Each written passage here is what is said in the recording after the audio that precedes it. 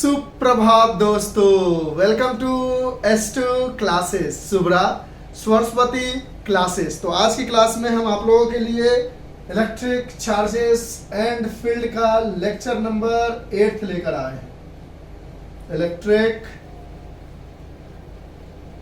Charges and fields जो पहला chapter है क्लास 12 के फिजिक्स का, उसका लेक्चर नंबर 8 लेकर आए हैं। 7th तक आप लोगों ने पढ़ा होगा और 7th लेक्चर में हमने आपको इलेक्ट्रिक डाइपोल की कहानी समझाई है और इलेक्ट्रिक डाइपोल से उसके एक्सिस पर कितनी इलेक्ट्रिक फील्ड बनेगी ये समझाई है। यानी आप इसको दूसरे तरीके से अगर कंसीडर करो तो आप ये कह सकते हो कि ये वाली वीडियो जो है वो इलेक्ट्रिक डाइपोल की सेकेंड नंबर लेक्चर होने वाली है। इलेक्ट्रिक डाइपोल के फर्स्ट नंबर लेक्चर में हमने आपको बताया, यानी इलेक्ट्रिक चार्जेस एंड फील्ड के 7th नंबर लेक्चर में बताया कि दो इक्वल एंड अपोजिट चार्जेस जब बहुत छोटी सी दूरी, पूरा डिटेल समझाया है कि बोर्ड पर अगर हम छोटा बनाएंगे तो समझना टफ हो जाएगा। तो जब बहुत छोटी सी दूरी से डिवाइडेड हो, और इसका दूरी हम हमेशा कंसीडर करते हैं सेंटर से, इसलिए करते हैं क्योंकि जब हम इलेक्ट्रिक फील्ड इसके एक्सिस और इक्वेटोरियल पे निकालते हैं तो डिस्टेंस x जो है हम सेंटर से ही लेते हैं। तो यहां से यहां तक की दूरी a है, यहां से यहां तक की दूरी a थी। तो हमने बोला था इलेक्ट्रिक डाइपोल की जो डायरेक्शन होगी वो निगेटिव से पॉजिटिव होगी और उसको P से डिनोट करते हैं। और इलेक्ट्रिक डाइपोल की डाइपोल मोमेंट जो होगी वो मैग्नीट्यूड ऑफ वन चार्ज, कोई भी एक चार्ज ले लो, दोनों इक्वल है तो Q ले लिया, इनटू डिस्टेंस बिटवीन देम, और इन दोनों के बीच का डिस्टेंस क्या है a plus a, total distance क्या है 2a। इसका डिटेल एक्सप्लेनेशन अगर आपको चाहिए तो आपको पुरानी वीडियो देखनी पड़ेगी, बाद बाकी यहाँ थोड़ा सा हम इंट्रोडक्शन कर देते हैं। फिर आपने इसमें एक चीज देखा कि यही अगर निगेटिव और पॉजिटिव चार्ज बहुत छोटी सी डिस्टेंस से सेपरेटेड है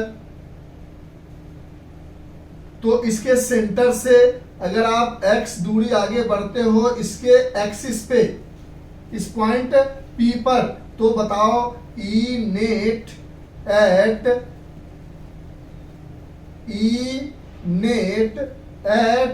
P बोले या एक्सियल बोले, इसके एक्सियल पोजीशन पर नेट इलेक्ट्रिक फील्ड क्या होगी due to an electric dipole. तो आपने देखा था 2kP अपॉन x3। और आपने इसमें एक चीज गौर और की थी लास्ट क्लास में कि नेट इलेक्ट्रिक फील्ड की डायरेक्शन जो थी इस तरफ थी और इलेक्ट्रिक डाइपोल की डायरेक्शन भी निगेटिव से पॉजिटिव होती है। यानी इस केस में जब एक्सियल पोजीशन पर आप electric field due to an electric dipole निकाल रहे थे तो आप कह रहे थे कि the direction of electric field is same as electric dipole, यानी जो इलेक्ट्रिक डाइपोल की डायरेक्शन थी वही इलेक्ट्रिक फील्ड की डायरेक्शन है। अब आपसे पूछेगा कि यही दो चार्ज अगर किसी स्मॉल डिस्टेंस से सेपरेटेड है, two equal and opposite charges is separated by a very small distance, और डिस्टेंस को हम ऐसा कंसीडर करते हैं यहां से यहां a और यहां से यहां a था, यहां से यहां भी a। तो अब बताओ कि इसके सेंटर से जब हम x दूरी आगे बढ़ेंगे तो इस पॉइंट P पर अब इलेक्ट्रिक फील्ड क्या होगी ड्यू टू दिस डाइपोल, यानी E नेट एट P पूछेगा और इसको हम इक्वेटोरियल या परपेंडिकुलर बाइसेक्टर भी कहते हैं। यानी P पर जो इसका इक्वेटोरियल पोजीशन है या परपेंडिकुलर बाइसेक्टर पोजीशन है उससे x दूरी आगे बढ़कर कितनी इलेक्ट्रिक फील्ड होगी। ये सेंटर मान लो O है, तो ये सारी चीजें हमने लास्ट क्लास इलेक्ट्रिक डाइपोल के फर्स्ट लेक्चर और इलेक्ट्रिक चार्ज एंड फील्ड के 7th लेक्चर में समझ लिया था। अब हम आज 8th लेक्चर में ये समझने जा रहे हैं, यानी अगर इसका हेडिंग कोई कहे क्या लिखेंगे तो आप लिखोगे electric field due to an electric dipole on a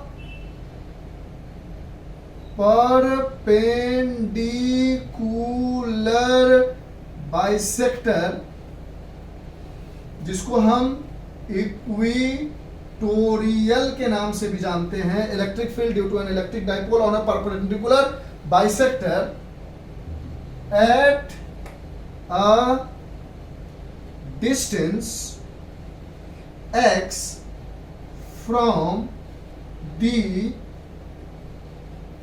center of dipole, यानी डाइपोल के सेंटर से या उसको परपेंडिकुलर बाइसेक्टर या इक्वेटोरियल से जब x दूरी आगे बढ़ेंगे तो वो पॉइंट मान लो हमने P माना है, तो बताइए उस पॉइंट P पर नेट इलेक्ट्रिक फील्ड क्या होगी, जैसा कि लास्ट क्लास में हमने उसके एक्सियल पर सीखा था।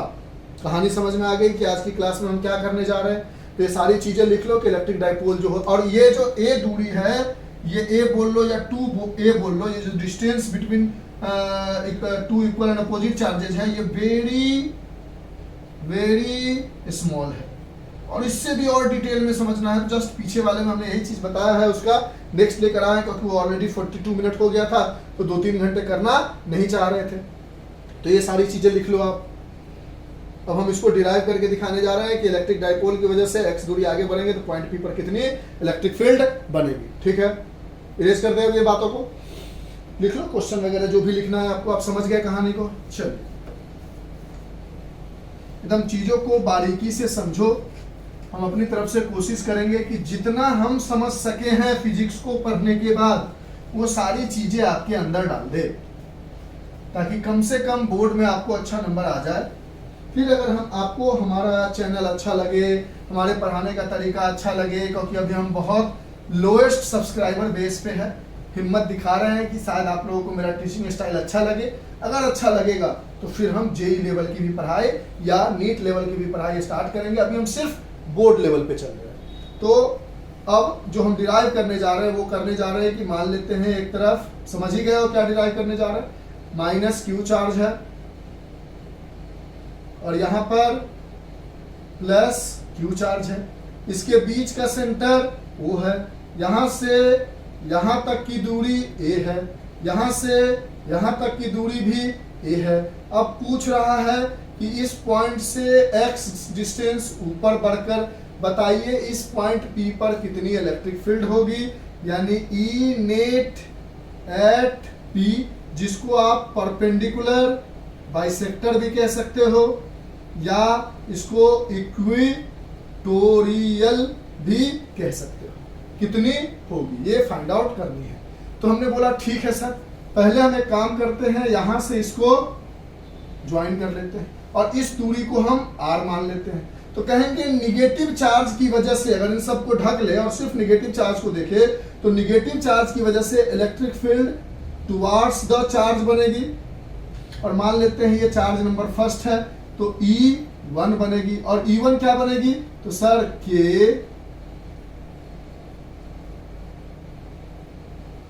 E1 बनेगी, और E1 क्या बनेगी, Q upon distance R square. ठीक है, निगेटिव चार्ज की वजह से टुवार्ड्स दी निगेटिव चार्ज। अब यहां से अगर इसको ज्वाइन करो आप,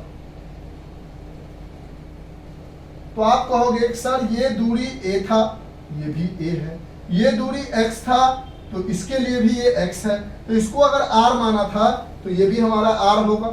लेकिन पॉजिटिव चार्ज की वजह से इलेक्ट्रिक फील्ड जो बनती है वो away from the positive charge होती है, कोई दिक्कत है, यानी इसकी वजह से जो इलेक्ट्रिक फील्ड बनेगी वो कुछ ऐसी बनेगी, E2 मान लेते हैं, ये दूसरा नंबर चार्ज है। अब ये भी क्या है, KQ अपॉन R स्क्वायर, और इसको हमने बोल दिया E, और इसको भी हमने बोल दिया E, क्योंकि दोनों इक्वल है। अब बहुत लोगों के मन में एक सवाल उठेगा कि सर एक इलेक्ट्रिक फील्ड इधर बन रही है E2, जो कि है KQ/R², जिसको आपने बोला E मान लेते हैं। एक इलेक्ट्रिक फील्ड बन रही है इधर E1, जो कि है KQ/R², इसको भी हम E मान लेते हैं। तो इसका जो नेट होगा वो इधर बनेगा, और E नेट बराबर हमने बचपन से फॉर्मूला पढ़ा है प्रिंसिपल ऑफ सुपरपोजिशन यानी force due to multiple charges की अंडर रूट दोनों E है, तो E² plus E² plus 2EE cos theta ये लगा लेते हैं। लेकिन ऐसा इसमें काम नहीं चलेगा। क्यों नहीं चलेगा? अब अगर इस ट्रायंगल को आप पूरा कंप्लीट करते हो, कुछ ट्रायंगल ऐसा बनता था, देखो ना, इस ट्रायंगल को पूरा कंप्लीट करो, कुछ ऐसा ट्रायंगल बन के आएगा। अब ये जो ट्रायंगल पूरा कंप्लीट हो रहा था, ये जो ट्रायंगल पूरा कंप्लीट हो रहा था, ये जो ट्रायंगल पूरा कंप्लीट हो रहा था, जहां पर -Q यहां पर था, +Q यहां पर था, तो यहां से यहां तक की दूरी a थी, यहां से यहां तक की दूरी a थी, तो इसके बीच की टोटल दूरी कितनी हो गई? 2a। और ये दूरी भी r था, ये दूरी भी r था, और एक आ रहा था इलेक्ट्रिक फील्ड E2 इधर, और एक आ रहा था इलेक्ट्रिक फील्ड E1 इधर। तो प्रॉब्लम ये था कि ये फॉर्मूला हम तब लगाते जब ये एंगल हमें पता हो, क्योंकि यही theta is the angle between E1 and E2 लगाते थे हम। लेकिन सबसे बड़ी समस्या ये है कि ये 2a है, ये r है, ये r है, तो ये इक्विलैटरल ट्रायंगल थोड़े ही हैं कि बोल देंगे ये 60 है तो लीनियर पेयर से ये 120 डिग्री हो जाएगा। ऐसा नहीं हो सकता, क्योंकि हमें भैया ये दोनों एंगल बराबर है मानते हैं, लेकिन कितना है नहीं पता। ये एंगल फिर कितना है नहीं पता, तो ये एंगल कैसे निकालोगे? यानी ये वाला लॉजिक हम नहीं लगा सकते, क्योंकि हमें ये थीटा पता ही नहीं है। समझ रहे हो क्यों नहीं लगा सकते? लगा सकते थे अगर ये थीटा पता हो जाता तो, लेकिन ये थीटा हमें पता ही नहीं है। तो क्या करें इस केस में? तो इस केस में हमें थोड़ा दिमाग लगाना पड़ेगा। समझ गए कि ये लॉजिक क्यों नहीं लगा सकते? हाँ, अगर ये थीटा पता चल जाए तो हम लगा लेते, कोई दिक्कत नहीं होता। तो इस केस में हमारे साथ प्रॉब्लम आई कि थीटा की जगह हमें पता ही नहीं था कि थीटा है क्या। तो हमने सोचा कुछ ऐसा किया जाए कि इसको हम थीटा मान लेते हैं। ठीक है, अगर इसको थीटा माना और यहां से एक सीधी लाइन आपने ड्रॉ की, तो देखो तो ये एंगल भी थीटा होगा। कैसे सर? गौर करो, ये लाइन ऐसे है, फिर ऐसे आए हैं, फिर ऐसे आए हैं, तो ये एंगल अगर थीटा है तो ये एंगल भी थीटा होगा। ये लाइन ऐसे ही आए हो ना, देखो ये ऐसे आए, ऐसे आए और ऐसे आए, ऐसे ही है। ये अगर थीटा है तो ये भी थीटा होगा, अल्टरनेट इंटीरियर एंगल। अगर ये थीटा है और ये r है, ये a है, ये x है, इसमें भी ये a है, ये r है, ये x है, तो वो एंगल अगर थीटा है तो ये वाली एंगल भी थीटा होगी, कोई दिक्कत है? अगर ये एंगल थीटा होगी तो हमने बोला ये एंगल भी थीटा है। क्यों सर? देखो ये वाली जो लाइन है, ये वाली जो लाइन है, इसको सीधा ऐसे बना लेते हैं, ये वाली जो लाइन है इसको ऐसे बना देते हैं, और ये वाली लाइन है जो इसको ऐसे बना देते हैं। देखो तो ये जो नीचे वाली लाइन सीधी ऐसे वाली लाइन थी, ये है, और इसके यहाँ पर ये +Q चार्ज है, और यहाँ पर बनने वाली एंगल थीटा है, और ये वाली लाइन जो सीधी खींची है उसके लिए ये लाइन है, और ये एंगल को हम थीटा कह रहे हैं, इसी को थीटा कह रहे हैं ना। और ये एंगल आपस में क्यों इक्वल होते हैं? कॉरस्पॉन्डेंस एंगल, यानी ये एंगल थीटा हो गई और ये एंगल थीटा हो गई, यहां तक कोई दिक्कत। ये थीटा हुई क्योंकि अल्टरनेट इंटीरियर एंगल है, इसको थीटा आपने अपने मन से मान लिया। अब थीटा की जगह अल्फा मान लो, अल्फा की जगह बीटा मान लो, बीटा की जगह गामा मान लो, कोई भी एक एंगल कंसीडर कर लेना है। हमने थीटा कंसीडर कर लिया, तो ये एंगल और ये एंगल हो गई थीटा क्योंकि अल्टरनेट है, और ये एंगल और ये एंगल हो गई थीटा क्योंकि कॉरस्पॉन्डेंस एंगल है। क्योंकि हमें थीटा पता नहीं है तो उसके साथ खेल खेलना पड़ेगा हमें। ठीक है, धीरे धीरे करके सब लिखते चलना, जो बारीकी चीजें हम आपको समझाने की कोशिश कर रहे हैं। ठीक है, चलिए अब आपने देखा कि अब आपके पास एक कहानी कुछ ऐसी बन के आई कि ये हमारा E2 है जो कि KQ/R² है, जिसको आपने E मान लिया है। अब यहां पर एक एंगल बनी है थीटा, ये ऊपर वाला उठा लिया, तो आपने बोला E2 की वजह से इधर की तरफ एक कंपोनेंट बनेगी E2 cos थीटा, जिसको आप E cos थीटा भी लिख दो क्योंकि E2 E ही है। अच्छा, इससे जस्ट 90 डिग्री ऊपर उठ के एक कंपोनेंट बनेगी जो कि होगी E2 sin थीटा, जिसको आप E sin थीटा भी लिख सकते हो। अच्छा, उसी तरह एक और नीचे की तरफ है आपके पास E1 जो कि है KQ/R², जिसको आपने E मान लिया है। इसके लिए भी ये एंगल है थीटा, ये वाली और ये वाली उठाई। अब इसकी इस E1 के लिए थीटा के सामने वाली एक कंपोनेंट बनेगी जो E1 cos थीटा होगी, जिसको आप E cos थीटा भी लिख सकते हो क्योंकि E1 E के बराबर है। और इससे जस्ट 90 डिग्री नीचे उतरकर एक कंपोनेंट बनेगी जिसको आप E1 sin थीटा कह सकते हो। और ये जो E1 sin थीटा है इसको आप E sin थीटा भी लिख सकते हो क्योंकि E1 बराबर E2 बराबर E मान लिया है आपने, तीनों सेम है, k3/r²। तो आप देखो कि E1 sin थीटा और E1 sin थीटा का जो कंपोनेंट है वो कैंसिल हो गया क्योंकि E सेम है, थीटा सेम है, तो sin theta E sin theta cancel हो गया। यानी नेट इलेक्ट्रिक फील्ड इस डायरेक्शन में बन रही है और वो किसकी वजह से बन रही है, एक E1 की वजह से, एक E2 की वजह से। E1 की वजह से बन रही है E1 cos थीटा जिसको E cos थीटा भी लिख सकते हो, E2 की वजह से बन रही है E2 cos थीटा जिसको E cos थीटा लिख सकते हो।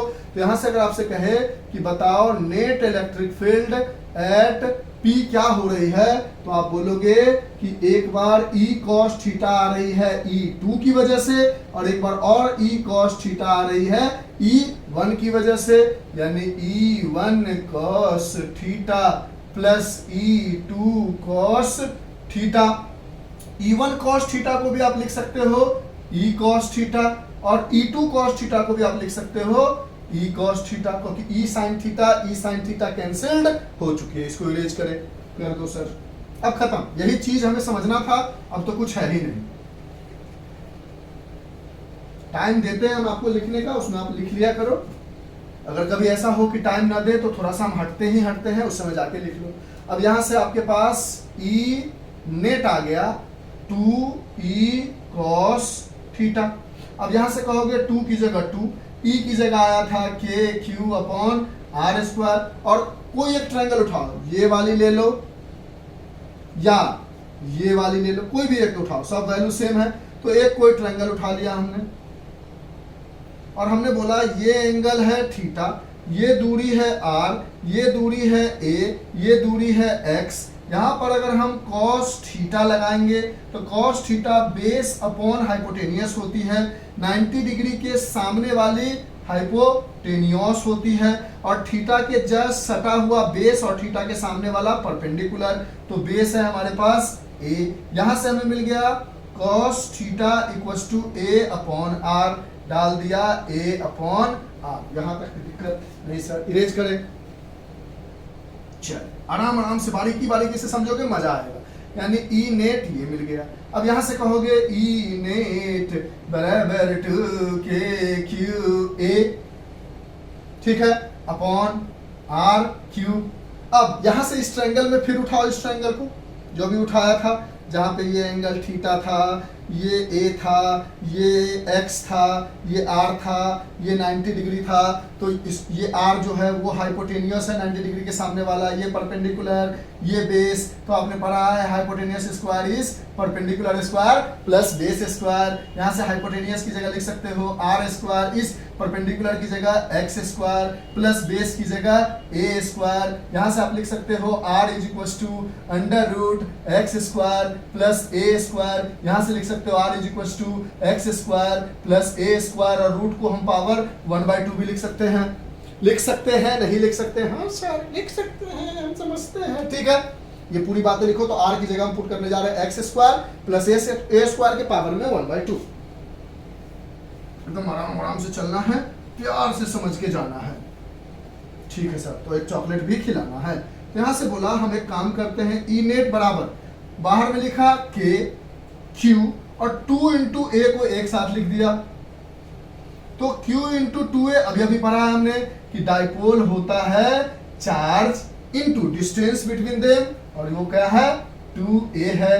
तो इसकी जगह पर हम P लिख साएंगे और R की जगह हमने लिख दिया x² प्लस a² के पावर में 1/2, लेकिन इसका होल पावर है 3 है, लिख दिया। अब यहां से हमने बोला कि हमें मिला E नेट एट P बराबर K Q इंटू 2a किसे का लिख सकते हो आप, P अपॉन 1/2 इंटू 3 मल्टीप्लाई होगा तो एक्स स्क्वायर प्लस ए स्क्वायर के पावर में 3/2। अब यहां से आपको पहले भी बताया है हमने और अभी भी बताते हैं कि ये डिस्टेंस बहुत छोटा है। अगर ये मिलीमीटर है तो ये x सेंटीमीटर है। लास्ट वीडियो में भी पूरा डिटेल एक्सप्लेनेशन करके समझाया है कि the distance between positive two equal charges, two equal and opposite charges are very very very small. वो आर्मस्ट्रॉन्ग में हो सकता है, मिलीमीटर में हो सकता है। यानी यहाँ पर जो x है वो बहुत बहुत बहुत बहुत बड़ा है a से, यानी a अप्रोक्सीमेटली टेंस टू 0 हो जाएगा। तो a स्क्वायर तो ऑब्वियसली टेंस टू 0 हो जाएगा। टेंस टू 0 कहने का मतलब कि मान लो ये 1000 है या 1 है और इसमें से 0.00001 जोड़ना है या 0.00001 घटाना है, तो उससे कोई फर्क पड़ने वाला नहीं है। इतना छोटा जोड़ना, यानी इस तरह से हो गया कि समुद्र में से 1 लोटा पानी निकालना है या 1 लोटा पानी डाल देना है, या 1 गिलास पानी निकालना है या 1 गिलास पानी डाल देना है, उससे समुद्र के वाटर की वॉल्यूम में कोई फर्क नहीं पड़ेगा। तो एक्स स्क्वायर में ये छोटे से अमाउंट को जोड़ो या ना जोड़ो, उससे कोई फर्क नहीं पड़ने वाला है। तो ये 0 हो गया। तो हमारे पास क्या बच गया, E net at P is equal to K P upon, अब ये खत्म हो चुका है तो एक्स स्क्वायर के पावर में 3/2, 2 ने 2 को मार दिया तो ई नेट क्या मिल गया, के पी अपॉन एक्स क्यूब। और यही हो गया net electric field due to an electric dipole on its perpendicular bisector. अब अगर गौर करो तो नेट इलेक्ट्रिक डाइपोल इधर आ रहा है और नेट इलेक्ट्रिक फील्ड इधर आ रहा है इनेट, यानी जिस डायरेक्शन में डाइपोल है उसके अपोजिट डायरेक्शन में इलेक्ट्रिक फील्ड है। यानी अगर इसी को वेक्टर फॉर्म में लिखना हो तो अब आप क्या लिखोगे कि E net at P is equal to negative, पिछली बार में क्या लिख रहे थे, पॉजिटिव, क्योंकि इलेक्ट्रिक फील्ड और इलेक्ट्रिक डाइपोल दोनों एक डायरेक्शन में हो रहा था। तो के माइनस के पी अपॉन एक्स क्यूब, ये सिर्फ डायरेक्शन को बताता है निगेटिव साइन। जब न्यूमेरिकल सॉल्व करेंगे तो इसको लिखने की जरूरत नहीं है। तो ये ओवरऑल बात समझ में आई, लिख लो इसको, लिख लो, हट जाते हैं, लिख लिया सर, हट गया, लिखो, लिख लिया, ठीक है। अब एक बात गौर करो, इरेज करें, क्यों हमने 2 कंपोनेंट बनाना पड़ा, थीटा लेना पड़ा, सिंपल उसमें स्केलर वेक्टर क्यों नहीं लगाया, ये समझना बहुत जरूरी था। लोग जानते हैं कि ऐसा करना है, लेकिन क्यों करना है ये बात सोच नहीं पाते, क्योंकि थीटा हमें पता ही नहीं था, इसलिए हमने ऐसा कुछ किया। ये हमारा मिल गया, यानी यहां से आपने देखा कि ई इक्वेटोरियल, अगर हम साइन की बात नहीं करें, यहां पर कहोगे कि direction of electric field is opposite to the direction of electric dipole. और जब आप इक्वेटोरियल एक्सियल निकाल रहे थे तो डायरेक्शन सेम था। ई इक्वेटोरियल आया, अगर हम मैग्नीट्यूड वाइज बात करें, डायरेक्शन वाइज नहीं, तो के पी अपॉन एक्स क्यूब आया, और ई एक्सियल आया हमारे पास 2kp अपॉन एक्स क्यूब। तो कहता है कि ये वाला अगर आप डाइपोल लेते हो, ये डाइपोल लेते हो, इसका सेंटर O है, यहां से यहां तक की दूरी A है, यहां से यहां तक की दूरी A है, तो इसके एक्सियल पर जब आप निकालते हो एट अ पॉइंट P, और ये दूरी x और ये दूरी x अगर सेम है, if the distance from the centre for a equatorial is same and the distance from the centre to the axial is same, अगर यहां भी 2 सेंटीमीटर एक्सियल पर देखते हो और 2 सेंटीमीटर इक्वेटोरियल पर देखते हो, तो आप कहोगे कि जो ई एक्सियल है वो 2 गुना बड़ा है ई इक्वेटोरियल से। लेकिन ये तब कहोगे if the distance is same in both the cases, if the distance is same in both the cases, दोनों केस में अगर डिस्टेंस सेम है तभी ये कहना। अगर डिस्टेंस सेम नहीं है, मान लो ये 2 सेंटीमीटर है और ये 3 सेंटीमीटर आके देख रहे हो, तब ऐसा बात नहीं होगा, यानी ये नहीं पढ़ो तो ज्यादा अच्छा। यहां तक बातें समझ में आई, श्योर शॉर्ट, लिख लो इसको, इसमें से जो भी बातें समझनी है उसको देख लो। अब इस पर एक क्वेश्चन है, उसका डिस्कशन करने की हम सोच रहे हैं, उसको देखो कैसे कैसे हम बना सकते हैं। फिर अगर टाइम रहे तो हम टॉर्क को भी इसी में बताकर चलेंगे, और नहीं तो अगले वीडियो में बता देंगे। आपको पढ़ने से मतलब है और काम होने से मतलब है। लिख लो जल्दी से, ये वाला चीज नहीं पढ़ो, हम तो कहते हैं मत पढ़ो सीधा या क्यों, क्योंकि ये दूरी बराबर होनी चाहिए। अगर यहाँ से यहाँ 3 सेंटीमीटर लिया है तो यहाँ से यहाँ भी 3 सेंटीमीटर हो तभी ये बराबर हो, लेकिन अगर यहाँ से यहाँ आपने 3 ले लिया और यहाँ पर आपने 5 ले लिया तब ये कंडीशन फुलफिल नहीं होगा। डिस्टेंस सेम रहेगा बोथ द केसेस में, तभी ये बात आप कह सकते हो। ठीक है ठीक है ठीक है ठीक है, लिखो इसको फास्ट। लिख लिया। अब इसके क्वेश्चन की तरफ बढ़ते हैं, इरेज कर दें तो एकदम बारीकी से चीजों को पकड़ने आपको आ गई। इलेक्ट्रिक डाइपोल होता क्या है, इसको समझना कैसे है। अब थोड़ा आगे बढ़ते हैं और समझने की कोशिश करते हैं कि इसके क्वेश्चंस को हम कैसे कैसे बना सकते हैं। देखो इस क्वेश्चन को देखना, आप आराम से देखना और समझना।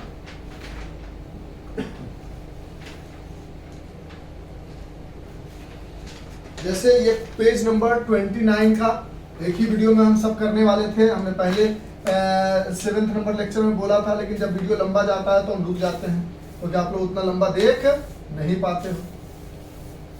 अब कहता है इस क्वेश्चन में कि 2 charges plus minus 10 microcoulomb are placed 5 millimetre apart.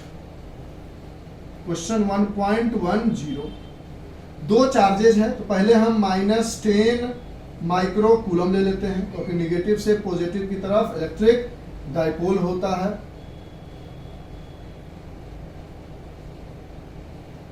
और ये है +10 माइक्रोकूलम।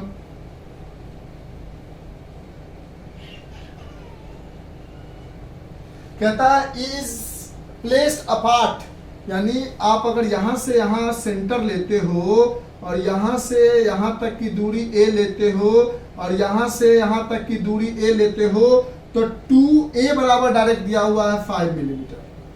समझ रहे हो ना, यही चीज हम समझा रहे थे पहली वीडियो में भी। ये क्या है, 5 मिलीमीटर, 2a की वैल्यू डायरेक्ट दी गई है।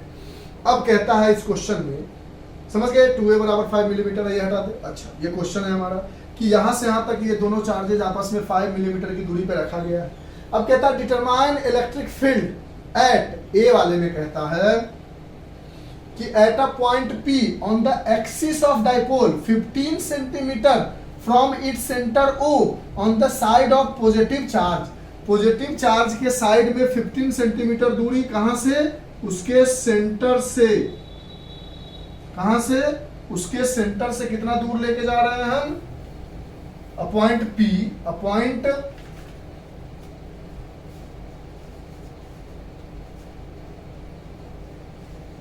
P at a point P on the axis of dipole 15 centimeter away from the center on the side of positive charge। Centre से पॉजिटिव चार्ज की तरफ आगे बढ़ते हुए, सेंटर से पॉजिटिव चार्ज की तरफ आगे बढ़ते हुए कितना सेंटीमीटर, 15 सेंटीमीटर आगे बढ़ते हुए बताइए इस पॉइंट P पर कितनी इलेक्ट्रिक फील्ड होगी, यानी E नेट एट P, यानी एक्सियल पूछ रहा है, क्या होगा। दूसरा कहता है कि a point Q 15 centimetre away from O, a point Q 15 centimetre away from O on a line passing through O and normal to the axis of dipole. Dipole normal मतलब वही, नॉर्मल बोले, इक्वेटोरियल बोले, perpendicular बोले, तीनों का मतलब एक ही है। यानी यहां से सेंटर से 15 सेंटीमीटर ही जा रहे हैं ना, हाँ, सेंटर से 15 सेंटीमीटर ऊपर बढ़ के इस पॉइंट P पर, सॉरी Q पर, ये पॉइंट को उन्होंने नाम दिया है Q, इस पॉइंट Q पर बताइए कितनी इलेक्ट्रिक फील्ड होगी। E नेट एट Q यानी इक्वेटोरियल या नॉर्मल या परपेंडिकुलर बाइसेक्टर कितनी, ये दो चीजें आपसे पूछ रही है। ठीक है, क्वेश्चन समझ गए कि 2 चार्जेस प्लस माइनस 10 माइक्रोकूलम और प्लेस्ड 5 सेंटीमीटर अपार्ट। तो एक तरफ -10 माइक्रोकूलम रखा, एक तरफ +10 माइक्रोकूलम रखा। यहां से यहाँ की दूरी a थी, यहां से यहां तक की दूरी a थी, तो टोटल 2a बराबर 5 मिलीमीटर दिया हुआ था। कहता है find the electric field at a point P on the axis 15 centimetre away from the centre, centre से 15 सेंटीमीटर दूरी पर on the side of positive charge, positive charge की तरफ 15 सेंटीमीटर बढ़ते हैं तो इस पॉइंट P पर एक्सियल पे बताओ कितना होगा। फिर बी पार्ट में कहता है कि at a point Q 15 centimetre away from the centre on the line joining pass on the line passing through the O and normal to the axis of dipole, dipole के normal यानी dipole के perpendicular जब आप आगे बढ़ते हो 15 centimetre पर तो इस पॉइंट Q पर बताओ कितनी इलेक्ट्रिक फील्ड होगी। क्वेश्चन समझ गए। अब इसको बनाने का दो तरीका दिखाते हैं कैसे। एक कि जिन बच्चों को फॉर्मूला याद है तो आप बोलोगे ए पार्ट में हमें निकालना है ई एक्सियल, और फॉर्मूला जिसको याद है तो वो बोलेगा 2kp अपॉन एक्स क्यूब, ठीक है। और यहां से डायरेक्ट लगा देगा ई एक्सियल बराबर 2k, p की जगह बोलेगा वो कि q इंटू 2a हो जाएगा, कोई दिक्कत है यहां तक, अपॉन एक्स क्यूब, फिर वो बोलेगा 2k की जगह 9 into 10 to the power 9 into q की जगह कोई एक चार्ज उठा लो, 10 माइक्रोकूलम है तो 10 into 10 to the power 10 into 10 to the power -6 coulomb में बदल जाएगा, इंटू अब हमारे पास ये पूरा 2a की वैल्यू पूरी दी गई है 5 मिलीमीटर, क्या दी गई है 5 मिलीमीटर। तो एक काम करते हैं मिलीमीटर को सेंटीमीटर में चेंज कर लेते हैं, क्योंकि सेंटीमीटर में ये दिया गया तो x को भी मीटर में चेंज करने का प्रॉब्लम नहीं होगा। एक यूनिट में कर लेते हैं तो ये हो जाएगा 0.5, हाँ 5/10 0.5 सेंटीमीटर, यानी 2a, यहां पर यही गलती बच्चा कर जाता है, 2a लिखा हुआ है तो 2 इंटू 5 0.5 मत करो, पूरे 2a की वैल्यू है तो पूरे 2a की वैल्यू है हमारे पास, पूरे 2a की वैल्यू है 0.5 सेंटीमीटर अपॉन नीचे में है x क्यूब, x की दूरी क्या है, यही x लेते थे सेंटर से दूरी, इसी को x लेते थे हम जब बनाते थे तो ये है 15 का क्यूब। और इसको सॉल्व करोगे ई एक्सियल हम सॉल्व नहीं करेंगे या सॉल्व कर देते हैं तो आपको मिल जाएगा ई एक्सियल, ठीक है। फिर अगर आपको निकालना होगा ई इक्वेटोरियल तो आप बोलोगे ये होता है के पी अपॉन एक्स क्यूब, के की जगह 9 into 10 to the power 9 into P की जगह Q into 2a, Q into 2a upon X cube, इसकी जगह डालोगे 9 into 10 to the power 9 into Q की जगह 10 into 10 to the power -6 into 2a की जगह पूरा हमारे पास दिया हुआ है 0.5 अपॉन x की जगह अभी भी है 15 सेंटीमीटर का होल क्यूब, x क्यूब है। इसको सॉल्व करो, इसको सॉल्व करो, ई एक्सियल की वैल्यू आ जाएगी, ई इक्वेटोरियल की वैल्यू आ जाएगी। इसको हम सॉल्व करके दिखा देते हैं।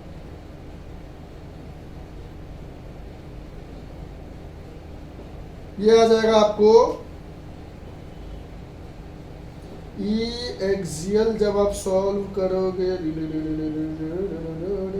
बस एक सेकेंड, तो ये आ जाएगा आपको लगभग, ये वाला सॉल्व हो जाएगा 2.6 into 10 to the power 5 newton पर कूलम बचेगा। और इसको सॉल्व करोगे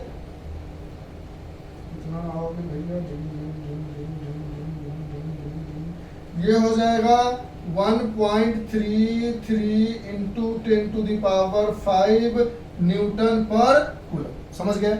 अब आराम से बात को समझ गए, सॉल्व करने का तरीका आ जाएगा, इसको लिख लो।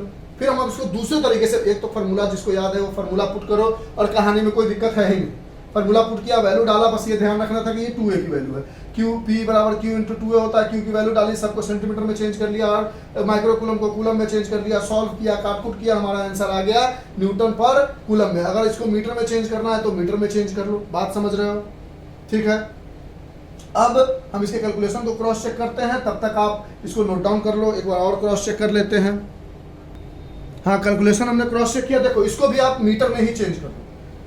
हमने क्रॉस चेक किया तो सबको मीटर में चेंज कर लो, तो इसको मीटर में चेंज करोगे तो ये आपको आ जाएगा मिली सेंटी डेसीमीटर, यानी 5/100 100 that is 5 into 10 to the power minus नहीं 1000, 5 into 10 to the power minus 3 metre आ जाएगा। तो इसकी जगह आप डाल लो 5 into 10 to the power minus 3 metre, और सेंटीमीटर को मीटर में चेंज करोगे तो 15 into 10 to the power minus 2 metre आ जाएगा का होल क्यूब। और जब सबको सॉल्व करोगे तो ये आंसर आएगा। उसी तरह इसको भी आप मीटर में चेंज कर लो, सबको मीटर में, तो ये आ गया 5 into 10 to the power minus 3 metre, और सेंटीमीटर को मीटर में चेंज करोगे तो 15 into 10 to the power minus 2 okay milli centi decimetre, हाँ -2 का होल क्यूब आ जाएगा। अब इसको सॉल्व करोगे तो ये आंसर आ जाएगा, इसको सॉल्व करोगे तो ये आंसर आ जाएगा।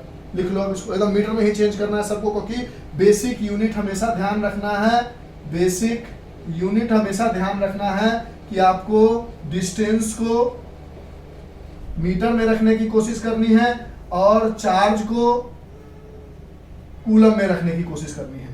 तो मिलीमीटर बराबर 1000 से डिवाइड करेंगे तो मीटर में चेंज होगा, और सेंटीमीटर को 100 से डिवाइड करेंगे तो मीटर में चेंज होगा। 100 को ऊपर ले गए तो 10 टू द पावर माइनस 2 हो गया, 1000 को ऊपर ले गए तो 10 टू द पावर माइनस 3 हो गया।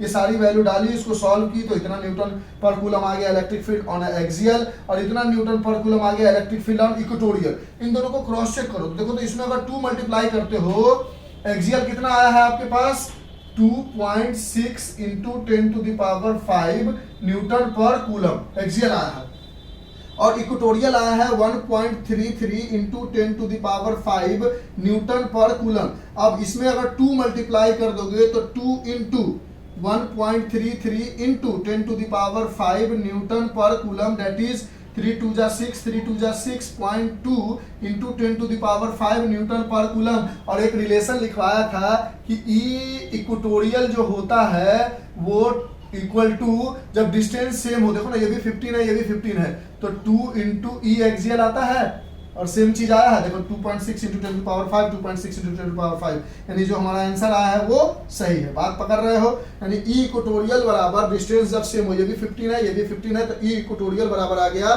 दिस, और ई एक्सियल बराबर आ गया दिस, और ई एक्सियल जो है वो ई इक्वेटोरियल का डबल है। ये बात समझ में आई? सबको मीटर में चेंज कर लो, इसमें कंफ्यूज करने की जरूरत नहीं है। देखो ना, मिलीमीटर को मीटर में चेंज किया और सेंटीमीटर को मीटर में चेंज किया, तो सेंटीमीटर को मीटर में चेंज किया तो 100 से डिवाइड किया तो ऊपर गया तो 10 टू द पावर माइनस 2 हो गया, क्योंकि x का क्यूब था तो इसका क्यूब हो गया। मिलीमीटर को मीटर में चेंज किया तो 1000 से डिवाइड किया, ऊपर गया तो 10 टू द पावर माइनस 3 हो गया, तो ये मीटर में बदल गया, क्योंकि इसके पावर में एक ही था, q इंटू 2a था, और 2a की पूरी वैल्यू थी 5 मिलीमीटर। डाला ये आंसर आ गया, डाला ये आंसर आ गया, कोई दिक्कत। अब इसको कोई बच्चा कहेगा दूसरे तरीके से बनाएंगे, हम फार्मूला भूल गए सर, तो उसके लिए समझा देते हैं। क्या कर लेगा वो, इरेज करे, लिख लो लिख लो लिख लो। तो ये आंसर कंप्लीट हो चुका है। एक तरीका ये है कि फार्मूला याद है, put the formula get the result. लेकिन अगर आप मान लो फार्मूला भूल जाते हो, सपोज कर लो बाय मिस्टेक आपको एग्जाम में फार्मूला दिमाग से निकल जाता है और आप फिर डिराइव करना नहीं चाहते हो, तो यहीं पे डेरिवेशन कर लो। क्या करोगे सर? तो आप डेरिवेशन में ये करोगे, दिमाग लगाओगे। क्या दिमाग लगाओगे? देखो समझा देते हैं, सिर्फ समझा देते हैं, बनाएंगे नहीं। आप उतना समझदार हो, 12th में हो, ठीक है। ये पॉइंट P है, तो जब आपको एट अ पॉइंट P निकालना होगा तो आप कहोगे कि पहले इस चार्ज की वजह से निकालते हैं, तो ये दूरी कितनी हो जाएगी, तो ये 15 था, तो 15 माइनस ये पूरा 5 है, तो इसका आधा कितना होगा, 2a बराबर 5 मिलीमीटर है, तो a बराबर कितना हो जाएगा 5/2, दैट इज 2.5 हो जाएगा ना, 2.5, हाँ 2.5 हो जाएगा। और इलेक्ट्रिक फील्ड निकालना है तो आप यहां से करोगे सबको, अब इसको मीटर में चेंज कर लो, ये मिलीमीटर है तो इसको 1000 से डिवाइड करोगे तो 2.5 into 10 to the power minus 3 metre हो जाएगा। अब ये वाली दूरी, तो ये पूरा 15 और ये है 2.5, 15 को सेंटीमीटर को चेंज करोगे तो ये हो जाएगा 15 into 10 to the power minus 2 metre. ये दूरी 15 into 10 to the power minus 2 और ये दूरी 2.5 into 10 to the power minus 3, तो ये दूरी हो जाएगा कितना 15 इंटू 10 टू द पावर, समझेंगे कंफ्यूज नहीं करना। एक तो डायरेक्ट फार्मूला याद है, put the formula get the result आया 15 into 10 to the power minus 2 minus ये क्या बचा 0.25 into 10 to the power minus 3। ये करोगे ना, ये डिस्टेंस मिल गई। अब E एट P निकालोगे तो बोलोगे K Q की जगह Q upon R square, E at P due to, मान लो ये चार्ज दूसरा है, ये चार्ज पहला है, तो E at P due to first, तो के क्यू अपॉन 15 माइनस 10, 15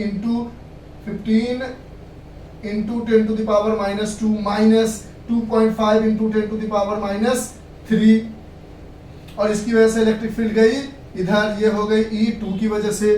फिर E1 की वजह से लिखोगे इलेक्ट्रिक फील्ड एट P बराबर, तो लिखोगे के क्यू अपॉन, इसकी दूरी कितनी हो जाएगी, तो 15 प्लस में आ जाएगी, यानी 15 into 10 to the power minus 2 plus 2.5 into 10 to the power minus 3 R square है, K Q upon are square होता है ना इलेक्ट्रिक फील्ड बराबर, के क्यू अपॉन आर स्क्वायर होता है, तो ये डाल दिया, के क्यू अपॉन आर स्क्वायर होता है, ये दूसरे की वजह से। अब ई नेट निकालोगे एट पी पर, यानी एक्सियल पर, तो बोलोगे E2 की वजह से इधर और E1 की वजह से इधर, और E2 बड़ा है E1 से, तो E2 माइनस E1 करके भी निकाल सकते हो। इन सब में से के क्यू कॉमन ले लोगे, और यहाँ पर E2 की जगह ये डाल दोगे 1 अपॉन जो भी आया है, मतलब E2 माइनस E1 कर लोगे और सॉल्व कर लो। सॉल्व करने में तो प्रॉब्लम नहीं होगा।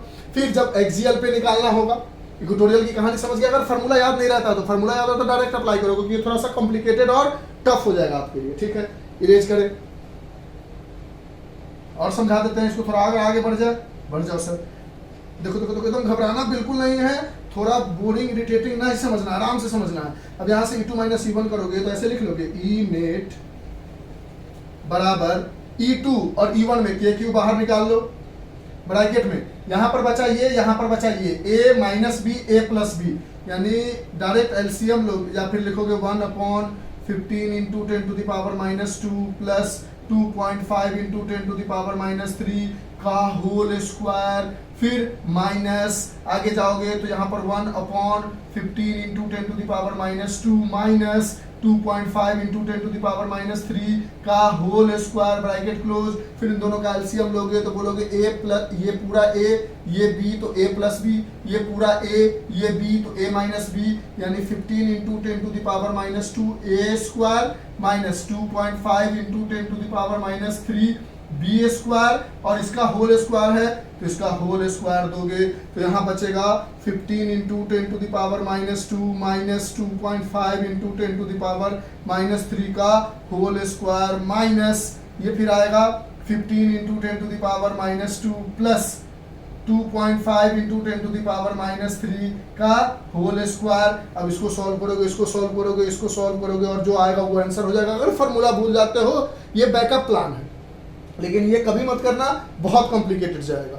फॉर्मूला से डायरेक्ट करना आपके लिए आसान है। ओवरऑल समझ गए, गॉस पॉच नहीं हुआ, पक्की बात समझ में आई, ठीक है। अगर उसी तरह आपको मान लो फॉर्मूला याद नहीं है इक्वेटोरियल का,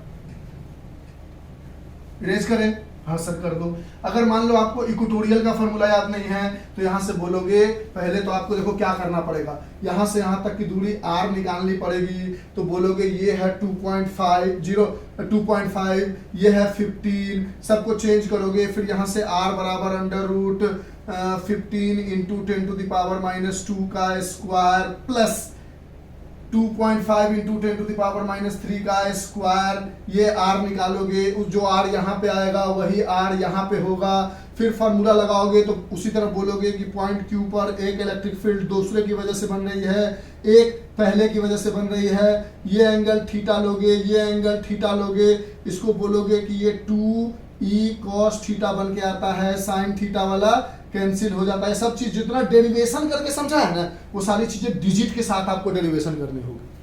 बात को पकड़ना है, क्या करना होगा, जितना चीजें हमने आपको ए बी आर करके, ए एक्स आर करके डेरिवेशन में समझाया है, वो ए की जगह 2.5, आर की जगह एक्स स्क्वायर प्लस ए स्क्वायर का अंडर रूट निकाल के, और एक्स की जगह 15 इंटू 10 टू पावर माइनस 2 रख के डेरिवेशन करना होगा। इनडायरेक्टली जो डेरिवेशन किया है वो डेरिवेशन आपको इससे करना होगा। तो हमारा तो सजेशन यही है कि फार्मूला भूल जाते हो तो ए एक्स आर रख के पहले डेरिवेशन कर लो कि एक्सियल के लिए 2 kp अपॉन एक्स क्यूब होता है और इक्वेटोरियल के लिए 2 kp अपॉन एक्स क्यूब होता है। समझ गए बात को ना, और तब सॉल्व कर लो, क्योंकि ऐसे डिजिट रख के इतना सारा स्क्वायर वगैरह करना आपके लिए टफ हो जाएगा। ठीक है, तो इस तरह से क्वेश्चन भी समझ में आया और हमने समझा दिया बैकअप प्लान के लिए।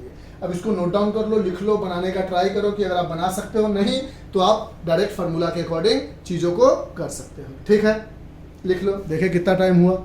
ओके ओके 44 मिनट हो गए और ये क्वेश्चन समझा, एग्जॉस्ट हुए होंगे। तो नेक्स्ट वीडियो में हम आपको torque due to an electric dipole placed in a uniform electric field के बारे में बात करेंगे। ठीक है, लिख लो इसको फास्ट। ज्यादा लंबा हम वीडियो नहीं करना चाहते, इसलिए नहीं करना चाहते हैं क्योंकि बच्चे वीडियो को देखकर बोर हो जाते हैं और किसी किसी बच्चों का ये कहना है कि सर अब जब ज़्यादा लंबा कर देते हो तो अगर पता ही नहीं चलता है कहाँ तक पढ़ना है।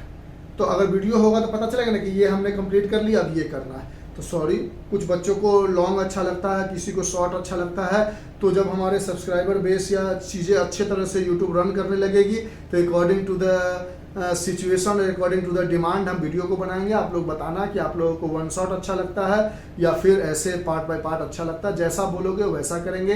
वैसे मेरा लाइफ का टारगेट है कि जब हम अच्छे से यूट्यूब पे रन कर जाए तो हम सिर्फ और सिर्फ लाइव क्लासेस ले, ताकि लाइव क्लासेस में चीज़ों को डिक्टेट करना ज़्यादा आसान है, समझाना आप लोग हाँ ना जवाब देते हो। यहाँ हमें पूरी तरह से समझना पड़ता है कि आप कहाँ तक समझे हो और कहाँ तक नहीं समझे हो। ठीक है, तो चलिए आज के लिए इतना ही।